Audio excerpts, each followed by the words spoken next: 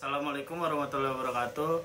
Perkenalkan, kami dari kelompok 9 ingin mempresentasikan yang berjudul memilih bahan simakan. Sebelumnya, perkenalkan, nama saya Ibnu Arasid. Saya akan menjelaskan apa itu bahan simakan. Bahan simakan adalah materi yang digunakan untuk kegiatan mendengarkan, simak dalam proses pembelajaran. Bahan ini berfungsi untuk melatih keterampilan mendengar, memahami, dan menganalisis informasi. Dan ada jenis-jenis bahan simakan, yaitu pertama bahan simakan audio, yaitu rekaman suara atau podcast, ceramah, lagu, wawancara.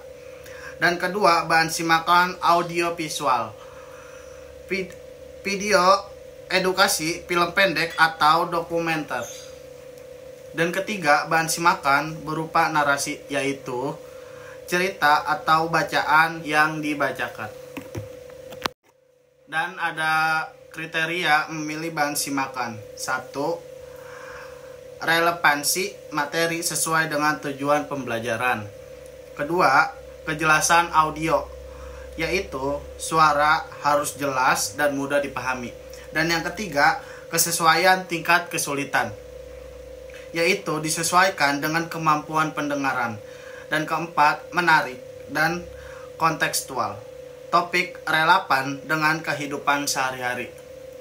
Dan yang kelima, keakuratan informasi, sumber harus kredibel dan valid. Oke, terima kasih untuk rekan saya Ibnu yang sudah menjelaskan. Selanjutnya saya di sini akan menjelaskan yang pertama ada contoh bahan simakan. Yang nomor pertama ada rekaman podcast, tema edukasi atau motivasi. Jadi kita bisa menyimak dari sebuah podcast yang ada di YouTube ataupun di TikTok ataupun di media sosial gitu. Itu juga bisa dijadikan bahan simakan. Terus selanjutnya yang kedua ada cerita pendek audiovisual, video yang pembelajaran interaktif.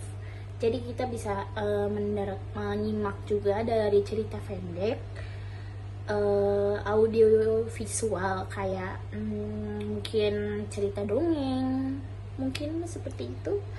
Lalu yang ketiga ada dialog wawancara. Jadi kita bisa menyimak dari dialog wawancara misalnya tentang isu-isu aktual dan inovatif. Selanjutnya ada lagu atau puisi. Nah, kita juga bisa menyimak dari lagu dan juga puisi untuk melatih pemahaman makna dalam bahasa. Oke, yang selanjutnya ada cara memilih bahan simakan. Yang pertama, tentukan tujuan pembelajaran terlebih dahulu. Yang kedua, pilih bahan yang sesuai dengan audiens, usia, tingkat pengetahuan, dan lainnya. Yang ketiga, pastikan bahan memiliki kualitas suara yang baik. Lalu yang keempat, evaluasi ketertarikan materi dengan topik yang diajarkan. Lalu yang kelima, uji coba bahan sebelum digunakan dalam pembelajaran. Oke, selanjutnya ada manfaat bahan simakan. Yang pertama, meningkatkan keterampilan mendengar dan pemahaman. Yang kedua, memotivasi peserta untuk aktif dalam proses pembelajaran. Yang ketiga, menumbuhkan minat belajar dengan materi yang menarik. Yang keempat, membantu menganalisis informasi secara kritis. Oke, mungkin itu saja yang bisa kami sampaikan dari kelompok kami. Kalau misalnya ada kata-kata yang salah ataupun yang tidak jelas, mohon dimaafkan. Dan kesimpulan dari materi memilih bahan simakan kali ini adalah memilih bahan simakan yang dapat sangat penting untuk mencapai tujuan pembelajaran. Pertimbangkan relevansi, kualitas, dan kesesuaian tingkat kesulitan dalam memilih bahan. Bahan simakan yang baik akan meningkatkan efektivitas pembelajaran. Oke, segitu saja.